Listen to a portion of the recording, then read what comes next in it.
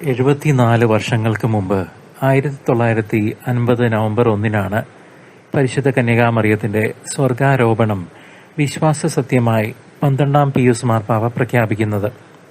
ഇതിന് മാർപ്പാപ്പയെ സഹായിക്കാൻ പിതാവായ ദൈവം ഉപകരണമാക്കിയത് 5 വയസ്സുകാരനായ ഒരു ഫ്രഞ്ച് ബാലൻ ഗിൽഹസ് ബൗഹോഴ്സിനെയും വലിയ ഇടയന് വേണ്ടി ആ ബാലനിലൂടെ ദൈവം പ്രവർത്തിച്ച കാര്യങ്ങളെക്കുറിച്ച് നമുക്ക് കൂടുതൽ അറിയാം.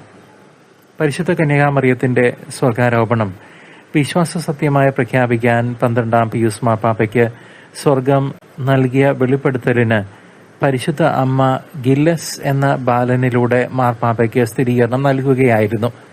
1950 12-ാം പിയൂസ് മാർപ്പാപ്പ മറിയത്തിന്റെ സ്വർഗാരോപണം വിശ്വാസസത്യമായി പ്രഖ്യാപിക്കാൻ തയ്യാറെടുക്കുമ്പോൾ അത് തീർച്ചയായും ദൈവത്തിന്റെ ഹിതമാണെന്ന് സ്ഥിരീകരിക്കാൻ മാർപ്പാപ്പ ഒരു അടയാളത്തിനായി പിതാവായ ദൈവത്തോട് സ്വകാര്യമായി പ്രാർത്ഥിച്ചിരുന്നു.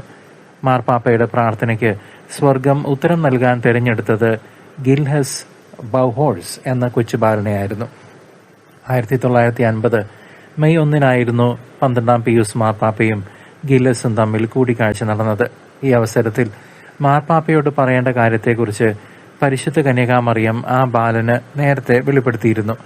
പരിശുദ്ധ അമ്മ പറഞ്ഞതനുസരിച്ച് പരിശുദ്ധ കന്യക മരിച്ചിട്ടില്ല, അവൾ ശരീരത്തോടും ആത്മാവോടും കൂടെ സ്വർഗത്തിലേക്ക് കയറി എന്ന് ആ ബാലൻ മാർപ്പാപ്പയോട് പങ്കുവച്ചു. ഗില്ലസ് ബൗഹോഴ്സ് എന്ന ആ കൊച്ചു ബാലനിലൂടെയാണ് മറിയത്തിന്റെ സ്വർഗാരോപണത്തെക്കുറിച്ചുള്ള സ്ഥിരീകരണം സ്വർഗം ഭൂമിക്ക് നൽകിയത്. 1944 നവംബർ 27 ഫ്രാൻസിലാണ് ഗില്ലസ് ബൗഹോഴ്സ് ജനിച്ചത്. അദ്ദേഹത്തിന്റെ പിതാവ് ഗബ്രിയേൽ ബൗഹോഴ്സ് ഒരു പ്ലംബറായിരുന്നു. അമ്മ മഡലീൻ ഒരു വീട്ടമ്മയായിരുന്നു. 5 മക്കളിൽ മൂന്നാമനായിരുന്ന ഗില്ലസ് ജനിച്ച് 1 വയസ്സ് തികയുന്നതിന് മുമ്പ് തന്നെ അവന് മസ്തിഷ്ക ജ്വരം ബാധിച്ചു. മാരകമായ മെനിഞ്ചൈറ്റീസ് എന്ന രോഗം സ്ഥിരീകരിച്ചതു മുതൽ കുടുംബമൊന്നാകെ ആ കുഞ്ഞിനു വേണ്ടി പ്രാർത്ഥിക്കാൻ തുടങ്ങി. അങ്ങനെ വിശുദ്ധ കൊച്ചു ത്രേസ്യയുടെ മധ്യസ്ഥതയാൽ കുഞ്ഞു ഗില്ലസ് 9 മാസം പ്രായമുള്ളപ്പോൾ സുഖം പ്രാപിച്ചു.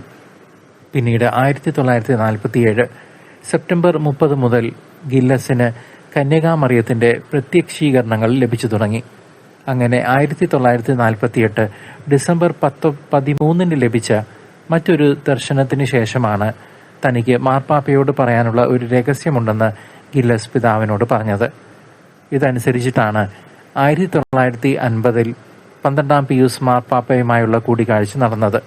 തുടർന്ന് 1960 ഫെബ്രുവരി 24 തന്റെ 15-ാമത്തെ വയസ്സിൽ ഗില്ലസ് എന്ന ബാലൻ ഈ ജീവിതത്തിൽ നിന്ന് നിത്യതയിലേക്ക് യാത്ര തിരിച്ചു.